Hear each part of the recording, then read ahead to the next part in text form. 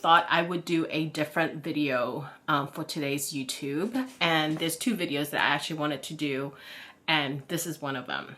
So I know the last couple of videos I have uploaded had all been about my 2025 lineups and also the 2025 planners that I had actually purchased.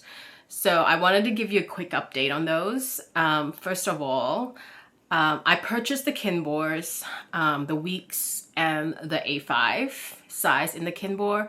It's purely for curiosity. I did not buy any of those planners in 2023 for this year, and I've seen a lot of them. I think I actually purchased one previous year, and I didn't really care for it because it was undated. As you guys know, I am not a big fan of undated planners. I have a tendency to mark the wrong dates. So I did destash the A5 Kinbor care for, and it was the part that I loved most about the Hobonichi was that it's a weekly section. So that said, I really had no purpose for it, and so I destashed it. I did really love a lot of things about that particular one. A5 is just really big for me personally, for me to use the daily pages, because I am struggling in using the daily pages in my Hobonichi cousin. So that's gone. To go over a planner that just had arrived into the shop, and I wanted to kind of do a quick little overview. It's not so much a review, but an overview of the planner that just came in, and that is the Owl Studio. They call it the Research Project Weekly Journal. And the reason I say I want to do a little deep dive in this planner or journal, kind of go over this book or this journal, because it's quite an interesting one, and it's definitely a very pretty one. So that's number one. I also went ahead, before I actually pre-ordered the Owl Studio, I also went ahead and researched for a Kinbor, because somehow in my heart I'm determined to find a Kinbor that actually has the weekly section that I kind of like, which is like the Hobonichi weekly, the cousin weekly, and I couldn't find one. The only one that was available, I believe it's undated, and as I mentioned earlier, you guys know how I feel about undated planners. So now I found this one, which is another Kinbor. And I believe this was actually designed for schoolwork. I think it's called School Agenda Time Management or something like that. I can't remember what it was called. And I just want to kind of go over the layouts of these two, because they're kind of similar, but the function is going to be a little different. So I am actually going to keep this one. This planner. It is a little crinkled, only because I was trying to shove it into the plastic cover that it came with, and the plastic cover was really, really stiff. Frosted cover. So I kind of gave up putting that in the plastic cover. It is a really good quality planner. It is an A5 size. I so it just also has thought this I would ruler in the back with some font sizes and such. This year they came with this A4. It's called the Gift. And there's 4 different postcards and 4 different journaling cards. So the postcards, there's a coffee one, there is a photo card, a sakura as well, and there's 3 postcards, and the whole idea is that you can customize based on your moods. And there's 4 journaling cards. So there's the coffee one, there is like a wall, minimal wall, some illustration that is very Owl Studio, and these 2 clear pocket for your journaling cards. These journaling cards are actually credit card size. So the whole idea is that you can either adhere the plastic to the back of your planner, or you can tuck it in like this, and you can change it based on your mood. So if you want to use the coffee one, which is my personal favorite, I think this this photo is actually quite beautiful. You can actually stick that to the cover if you want, or right here. This is my favorite spot because I think it goes really nicely with that golden brown color. And you can just kind of two-way glue tape it. So now let's really dive into the planner itself. So you have your cover page, which says 2025, and it is called a research project, and you have the full year from January to December. And then you have the full year of monthly calendar. So the monthly calendar is a month on 2 pages. So it starts in January and will go all the way to December 2025. What is really amazing about this particular planner, and you can actually make it yours, is that there's very minimal colors. You can see that the Sunday is just same color as the other days. Saturdays, holidays, nothing is actually marked on these monthlies, and you can use them however way you want, which I think is quite brilliant. And then at the end of the monthly pages, you have plans for goals or your plans for 2025. It is a good enough space for you to either do a vision board before you actually start your weekly. Now the weekly again is January to December, and there's 8 boxes. So it's Monday, Tuesday, Wednesday, Thursday, Friday, Saturday, Sunday, and then where there's the number 3 or number 4 where the month is, it's an empty space. So you can actually write that week's intention. You could write anything you want. You can do a collage if you want. And to me, this particular planner is not for somebody like me where I want to use it as a functional planner for my agendas and stuff. It's really more of a creative journal, and that's the whole point of our studio, and I think that's why it's so popular. So at the end of the weekly, you have these extra pages, and this is one of my favorite ones, which is the recipe notes. So you actually have like your recipe, like your ingredients, if some of your favorite meals that you want to jot down. This is another one which is called card folder or holder.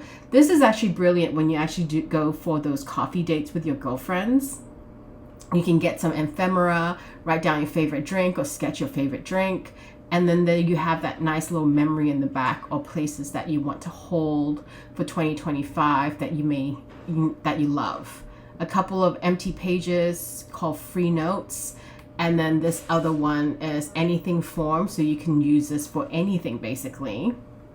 And my favorite page is actually the gift notes, and it is an area where you can write gifts that you had received from your friends, your family, what they are, what it's for. And there's about 4 or 5 pages of this, and it's totally inspired by the Japanese elementary school system, which is kind of cute. And this is such a great way, because this sometimes I just don't remember what I received. And this part here is called the color area, which is really for you guys who are fountain pen connoisseurs. You love to change up your color. I personally am not a fountain pen person. I am a fountain pen person. I just don't collect colors. I am very boring. I like my black. So this area, I am going to use it for something else. So the planner is very straightforward. To me, this is a journal for sure than it is a planner. It is definitely great for those creative people.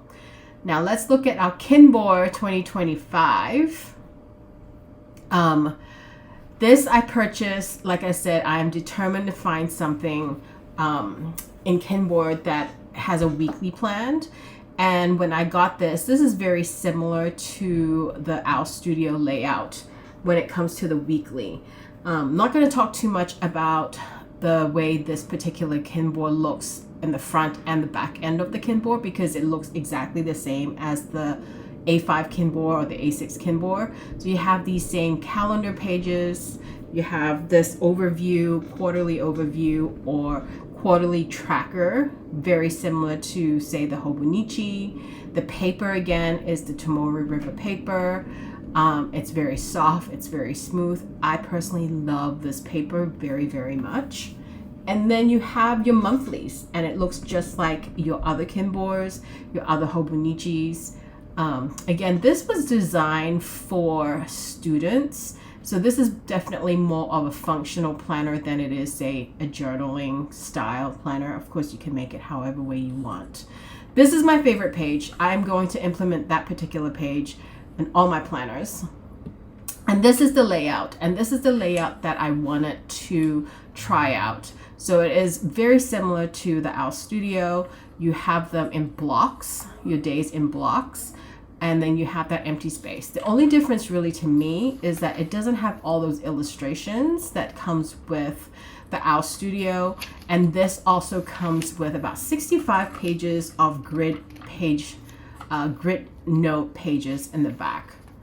So it is again for students, for people who work, who wants to jot notes and stuff. I think there's 62, 65 pages.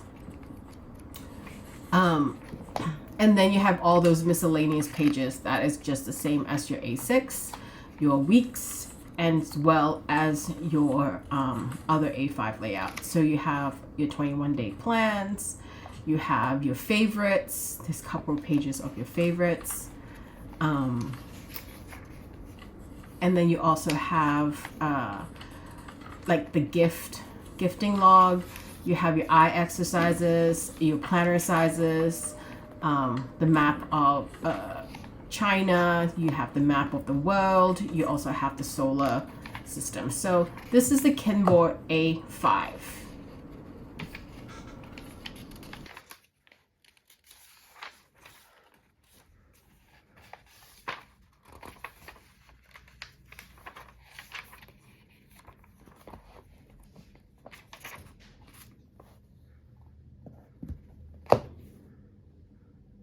Overall, I think for $10, maybe $13, because I've got the plastic cover, which I don't think I'll use, but for $13, this is a really, really good planner. Now, I say that about all the planners that I've purchased this year, but this is definitely one of the Kinbors in A5 that I am keeping. As mentioned earlier, I am going to use my Owl Studio as my media journal. I like the layout of it. I like how I could actually be very creative and be very decorative with this particular planner. I really do like this planner, I'm not gonna lie. And this one, I've decided I'm gonna use this as my health and fitness, health and wellness planner. I don't wanna say fitness because then I jinx myself, but health and wellness. The reason being is I find it has enough space for me to actually write my food plans, my exercise, my meals, and how I feel. And then I have the calendar up front. I could actually use as my step tracker or supplement tracker. And then the monthly boxes is basically an overview as to what exercise I did that particular day, like a workout calendar. So I am going to see if I can upkeep this. I wanted to do a wellness planner for a while. I couldn't keep up with it because I had way too many planners. And the more I am getting more comfortable with certain ones, I think this may be a good one to actually test out as my wellness planner. So anytime I went and get a massage, my mood, supplements, exercise, food, that's why I really like the weekly columns. They're big enough for me to track food. And also, I could use the notes pages to write some of my favorite recipes that I have tried and tested and I absolutely love. So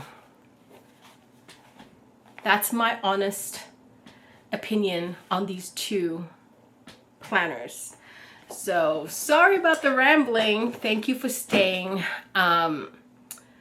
this far. I promise you I am done buying planners. There's no more planners out there that I actually want. It gets more difficult every year, but I will say this year I did buy a lot of planners, but I'm also very happy to destash it. You will be very proud to know that I actually sold my Hobonichi A5 cousin, it is going to be the first year that I am not using a Hobonichi cousin. Let's take a moment of silence for that. I am committing to my paper test A6 this year.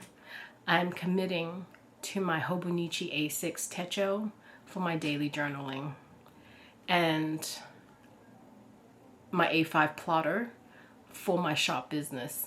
And that's all I am really committing to.